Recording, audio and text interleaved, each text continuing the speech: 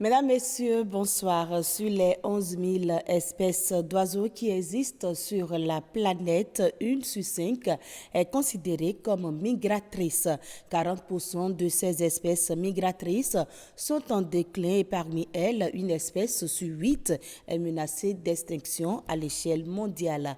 Pourquoi les oiseaux migrent-ils et quelles sont les menaces qui pèsent sur le habitat? Nous abordons la question avec Arnaud Adikpeto. Il est écologiste et formateur sur l'approche voie de la migration. Bonsoir, monsieur.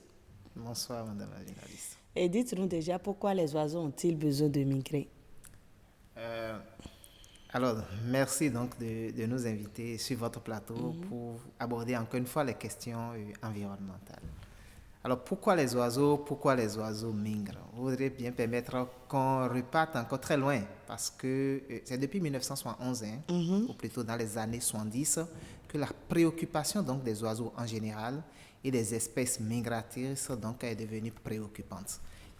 À travers donc la convention Ramsar qui est intitulée Convention relative aux zones humides d'importance internationale, particulièrement pour les espèces d'oiseaux d'eau, nous comprenons déjà que la préoccupation des oiseaux est déjà bien présente. Alors, pourquoi les oiseaux migrent? Pour plusieurs raisons. Nous avons différentes zones biogéographiques. Quand on parle de zone biogéographique, c'est-à-dire de façon terre à terre pour qu'on puisse permettre aux téléspectateurs de façon terre à terre, les zones biogéographiques, c'est un ensemble de conditions climatiques qui a permis donc aux scientifiques donc, de différencier donc, de ces zones-là. Et pendant que nous sommes en période d'hiver ailleurs, où la température est tellement basse, où les conditions de vie deviennent vraiment caduques, les oiseaux donc ont besoin, ou plutôt éprouvent la nécessité donc de migrer, de se déplacer vers des zones où des conditions sont plus clémentes. Voilà. Et c'est alors que nous les recevons chez nous à la recherche donc du bien-être et du mieux-être. Voilà. Et pourquoi les oiseaux migrent? Vous avez dit qu'il y a plusieurs raisons. Oui, comme je le disais, d'abord la première raison c'est pour la reproduction et ensuite c'est pour l'alimentation. Alimentation parce qu'à des moments, se nourrir devient très difficile par endroits. Donc les oiseaux en masse doivent donc se déplacer pour aller vers les zones où ils pourront facilement trouver à manger, où ils pourront surtout trouver des conditions de nidification et de reproduction. Et quels sont les oiseaux alors de par le monde qui migrent le plus souvent? Alors nous avons deux grandes catégories d'espèces d'oiseaux. Voilà. Nous avons les oiseaux terrestres et nous avons les oiseaux d'eau. Et si nous prenons de par le monde, comme vous l'avez si bien dit dans votre introduction, nous avons plus de 10 000 espèces migratrices chaque année.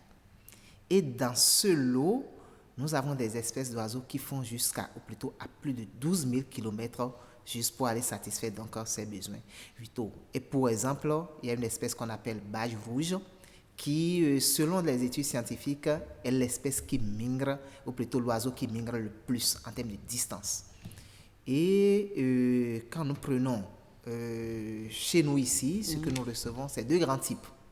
Nous avons ce que nous appelons les oiseaux paléatiques, c'est-à-dire ces espèces qui, à l'origine, ou plutôt le pays d'origine, si on peut bien donner une A4 de naissance donc, à ces espèces d'oiseaux-là. C'est pas le Bénin? Non. Ils quittent en fait la zone Europe, Asie et également le nord de l'Afrique, au-dessus du Sahara.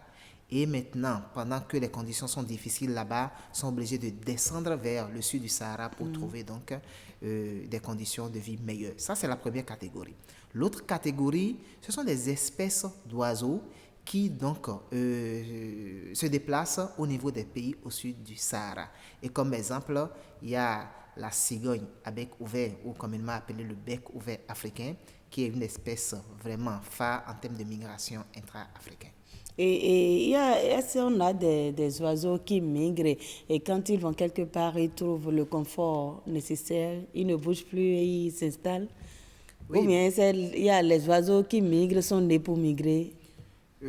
Oui, si nous prenons par exemple, si nous revenons donc au Bénin, principalement je vais donner le cas spécifique du lac Nokoué, nous avons des espèces d'oiseaux qui à l'origine n'étaient pas, des espèces autochtones.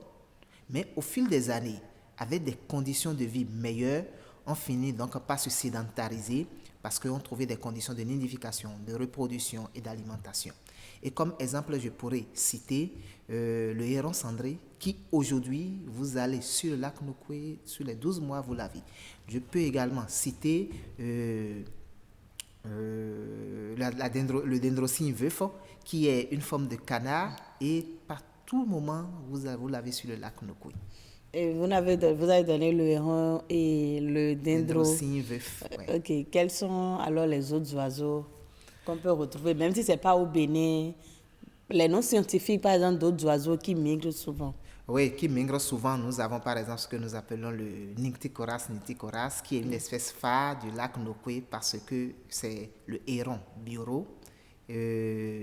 Qui est un indicateur de milieu, parce que quand on le rencontre, ça veut dire que le milieu est encore à l'état naturel, ou plutôt est très peu anthropisé, et nous le rencontrons ici chez nous. Nous avons Himantopus, ce que nous appelons l'échasse blanche, qui est une espèce migratrice également, qui quitte ailleurs pour venir chez nous. Nous avons également le guêpier écarlate, qui est également une espèce migratrice intra-africaine, et parce que nous l'avons dans plusieurs autres pays en Afrique, et ça, par moment, ça descend au Bénin. Mais est-ce que ces oiseaux ont une particularité? Comment les reconnaître? Parce qu'on voit des oiseaux sur nos arbres, mais comment savoir si tel oiseau est une espèce migratrice et l'autre ne l'est pas? Alors, c'est l'objectif même du dénombrement annuel des oiseaux d'eau migrateurs au Bénin.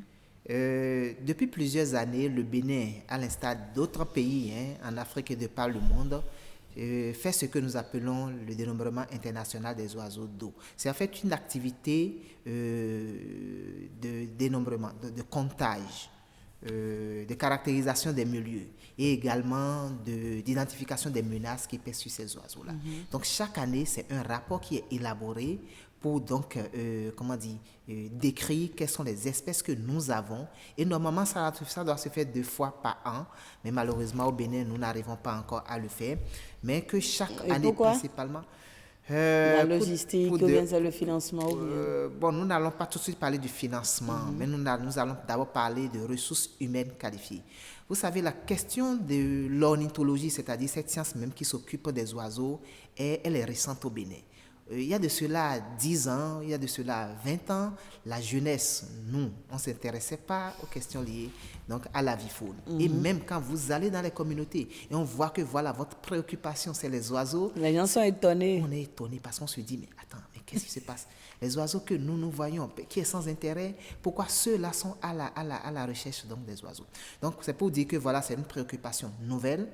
Et petit à petit, ça a commencé par prendre, parce qu'il y a beaucoup de jeunes aujourd'hui qui s'intéressent aux oiseaux. Donc, le premier défi, c'est de former autant donc, de ressources qualifiées pour que nous ayons quand même des gens pour s'adonner donc, à cette activité-là. Et bien évidemment, la ressource vient parce que pour la plupart du temps, nous sommes obligés d'attendre des ressources extérieures pour pouvoir faire donc, cette activité-là. Vous parlez du dénombrement, comment cela se fait? Alors, il faut dire que c'est les partenaires, notamment AEWA et Ramsar, qui impulsent donc la dynamique chaque année. Et cette année, ça a été toute particulière parce que les ONG ont été vraiment associées donc, à ce dénombrement-là.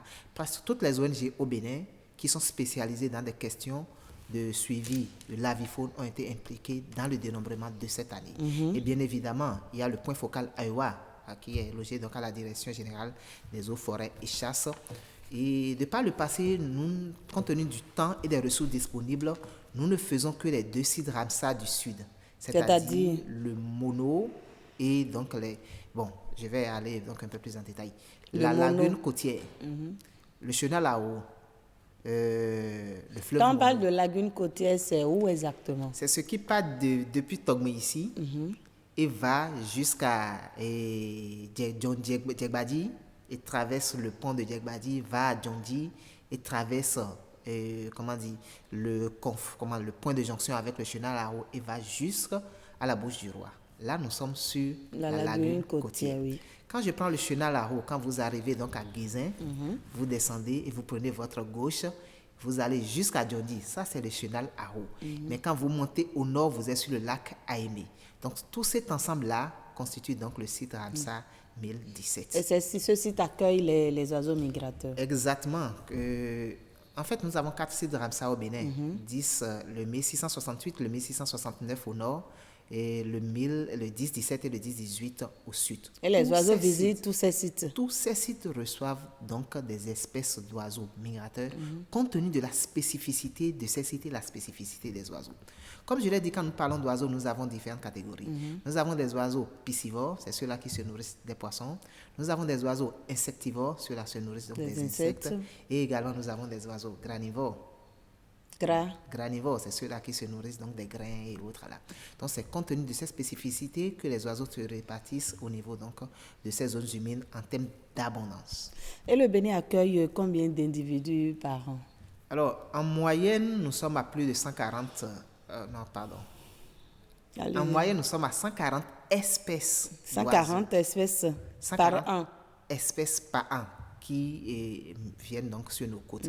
Et quand nous parlons de ces 140 espèces-là, nous avons les 3 catégories. Les oiseaux, les espèces autochtones, c'est-à-dire quand vous allez tout le temps, les 12 mois, vous les voyez.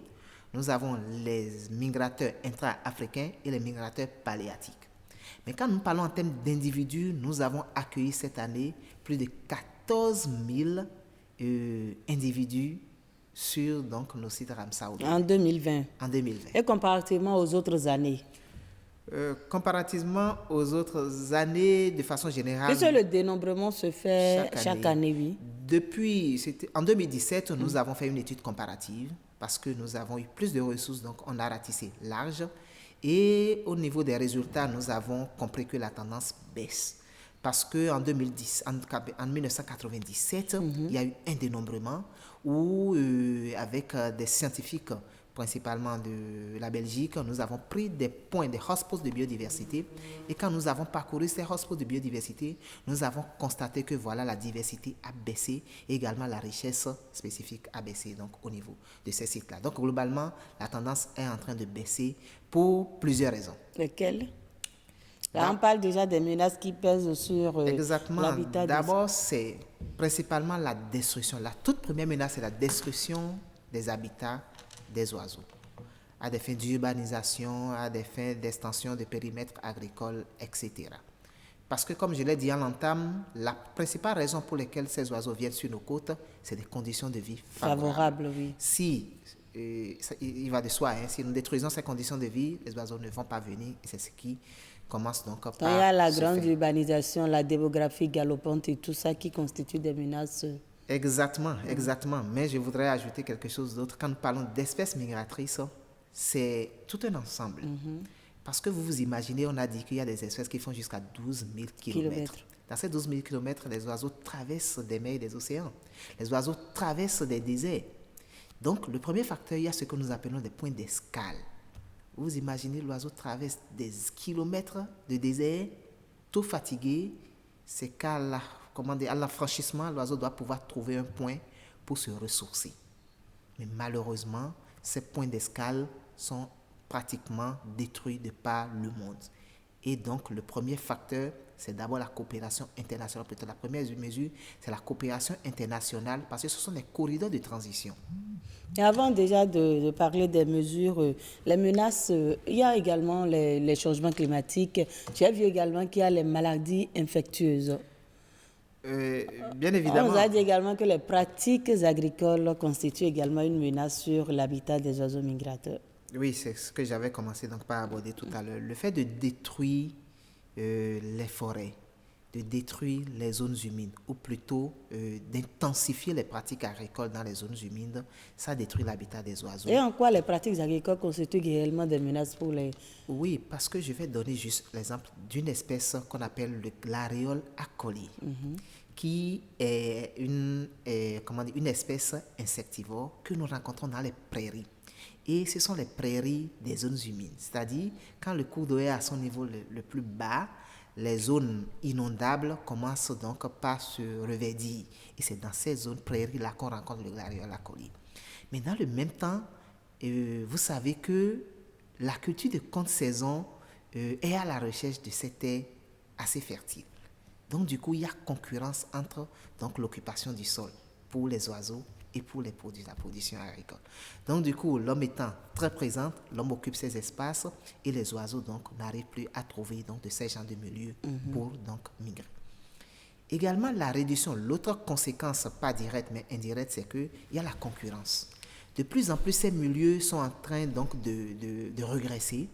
Donc, les oiseaux en grand nombre finissent par se retrouver sur des espaces assez restreints et la concurrence s'installe où donc les chances de migration ou de retour deviennent de plus en plus faibles.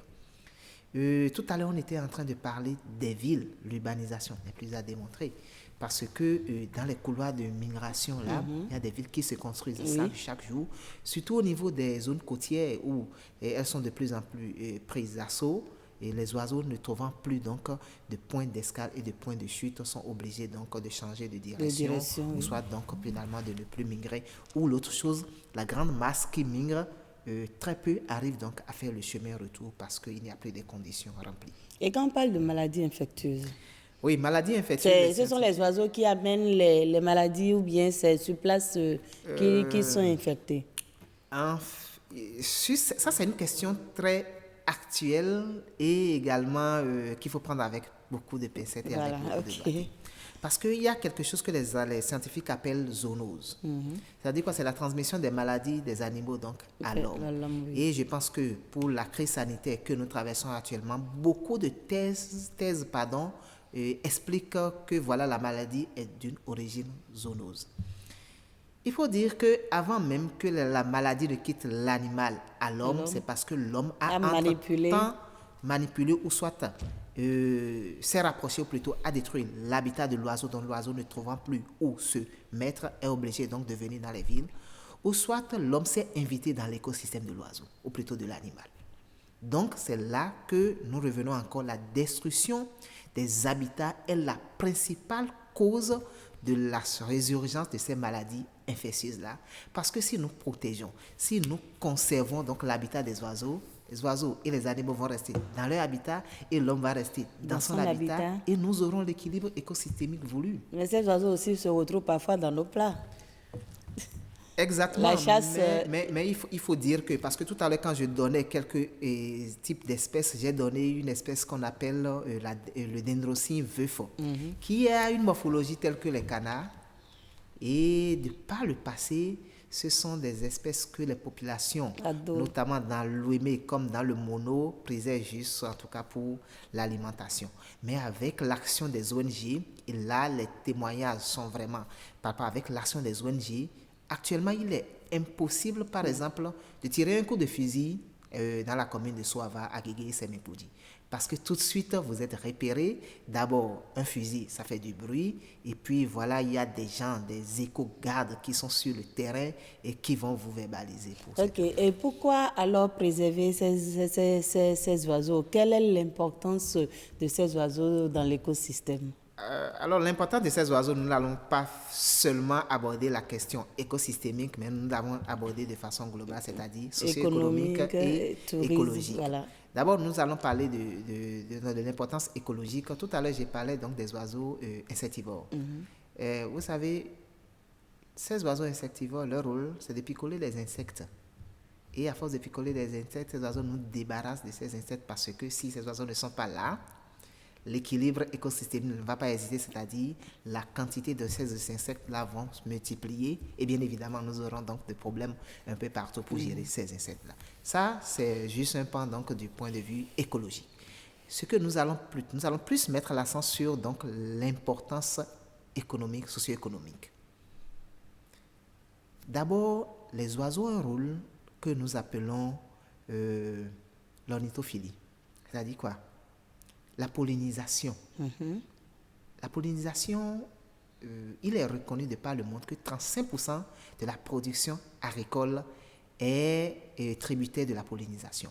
C'est le fait que les oiseaux, les insectes, les abeilles et autres là, passent de fleur en fleur, d'arbre à arbre pour aller chercher le nectar, vont donc véhiculer des graines de pollen qui vont donc participer au rendement agricole. Donc, c'est un important avantage économique pour la production agricole. L'autre avantage, c'est le tourisme et c'est connu de tous. Les oiseaux ont une valeur hautement touristique. D'ailleurs, l'écotourisme, qui est cette forme de tourisme-là qui est tournée vers l'environnement. Vers l'environnement, oui. Où ce que nous vendons, c'est l'environnement. Et cette forme de tourisme, c'est l'écotourisme ornithologique que nous avons commencé par promouvoir sur le lac Nokoué et partout ailleurs. Et nous avons eu à former plusieurs éco-guides qui ont commencé par vendre cette richesse de l'avifaune. Et vous imaginez, il y a des gens qui quittent des pays de l'Europe un peu partout. Pour venir admirer ces oiseaux. Oui. Et l'intérêt est encore plus grand parce que c'est quoi? C'est parce que souvent, ce sont des espèces que ces passionnés ont chez eux. Et à un moment, ils ne les retrouvent plus. Donc du coup, dans la littérature, on s'est dit, OK, les espèces que vous avez chez vous en janvier, ou plutôt en octobre, se retrouvent au Bénin en mars. Donc les gens l'avion juste pour venir observer ces oiseaux-là. Et un touriste qui descend, c'est toute une chaîne de valeur. Parce que c'est d'abord l'agence de voyage, c'est les hôtels, c'est les éco-guides, c'est les transporteurs. Et tout ça là, donc, vont trouver donc, tout le monde en profite. Tout le monde en profite. Donc, nous avons donc intérêt à promouvoir, d'abord à conserver les oiseaux et à promouvoir l'écotourisme ornithologique pour donc, le bien-être économique de nos communautés. Et comment conserver alors ces oiseaux? Est-ce qu'il y a des conventions internationales qui les protègent? Oui, la convention qui protège les oiseaux, principalement les espèces migratrices, c'est la convention sur les espèces migratrices CMS. Cependant, il y a également une convention. La convention, elle est globale, hein, c'est toutes les espèces migratrices. Mais quand nous parlons des oiseaux spécifiquement, c'est l'accord sur les oiseaux d'eau d'Europe, Eurasie, ce que nous appelons AEWA, qui vraiment fait beaucoup d'actions pour la conservation de ces espèces d'oiseaux-là. Et quand nous revenons vraiment de façon concrète, qu'est-ce qu'il faut faire pour préserver ces oiseaux? Alors, l'action est à deux niveaux. D'abord, au niveau international, à travers la coopération internationale, pour pouvoir créer et conserver des corridors de migration. C'est-à-dire, entre le Bénin, le Nigeria, le Cameroun ou de l'autre côté avec le Togo et le Ghana, nous devons créer des continuums d'écosystèmes pour que ces oiseaux éprouvent moins de difficultés pour pouvoir parcourir donc, ces zones-là à la recherche du bien-être et du mieux-être. Mais ça, il y a quelque chose qui se fait déjà au Bénin, puisque vous avez dit tout à l'heure que quand on tire par exemple dans la commune des Agégués, on ne peut plus tirer comme on veut, puisque ces oiseaux sont protégés. Alors ça, c'est le deuxième niveau d'action. Voilà. Là, j'étais donc au niveau des actions au niveau international. Mais quand nous au niveau local, il y a ce que nous appelons les zones d'importance pour la conservation des oiseaux. Et spécifiquement, quand nous étions en train de parler du lac Nokoué, le lac Nokoué est la zone ZICO, BJ004. C'est une zone en fait internationalement reconnue comme écosystème favorable à la migration donc, des oiseaux. Donc, notre mission désormais, c'est de permettre à ce que cet écosystème ne pède pas donc cette capacité à accueillir des oiseaux, c'est-à-dire renforcer les écosystèmes de mangroves, réduire moins l'emprise des communautés, parce que quand la densité elle est tellement forte, l'équilibre des oiseaux seront donc dérangés. C'est renforcer donc des sites de migration de ces oiseaux-là pour que ces oiseaux puissent trouver des conditions, et c'est ce qui se fait donc actuellement. Donc, est-ce qu'aujourd'hui, si je vais dans ces zones-là et que j'attrape un oiseau migrateur, est-ce que je serai sanctionné? Ce n'est pas seulement des oiseaux migrateurs. Aujourd'hui, quand vous descendez donc dans ces écosystèmes et puis vous tuez un oiseau et que voilà, vous êtes interpellé, les voies et moyens existent, donc pour que vous puissiez rendre compte de votre acte, parce que c'est un acte criminel qui est commis, parce qu'avec tout ce que nous disons, avec tout ce qu'il y a comme avantage pour les oiseaux, on ne peut pas comprendre que voilà, nous continuons donc pas ignorer ces avantages et que nous continuons avec des pratiques malsaines qui ne font que nous approuver davantage. Monsieur Arnaud Adikpeto, pour conclure cet entretien. Alors, pour conclure cet entretien, je vais donc nous exhorter, c'est tout le monde, hein, nous, ONG, les scientifiques et également les institutions publiques, de travailler en synergie, agir, de mettre davantage de moyens pour que voilà, nous arrivons donc à faire le dénombrement 2 fois chaque année et que nous faisons vraiment de la Journée mondiale des oiseaux migrateurs un événement vraiment qui est d'écho au niveau national et international. Merci beaucoup à vous d'être venu sur ce plateau. Je rappelle que vous êtes écologiste et formateur sur l'approche voie de la migration des oiseaux. En fait, ça veut dire quoi, voie de la migration des oiseaux? Alors, c'est l'AEWA et Ramsar qui font la promotion de cette approche-là. Et au Bénin, il y a eu un certain nombre de professionnels qui ont été formés pour suivre les oiseaux donc, au niveau donc, de leur voie de migration. Ok, merci beaucoup, mesdames, messieurs. Voilà, ce sera tout pour cet entretien. Merci de nous avoir suivis et à très bientôt.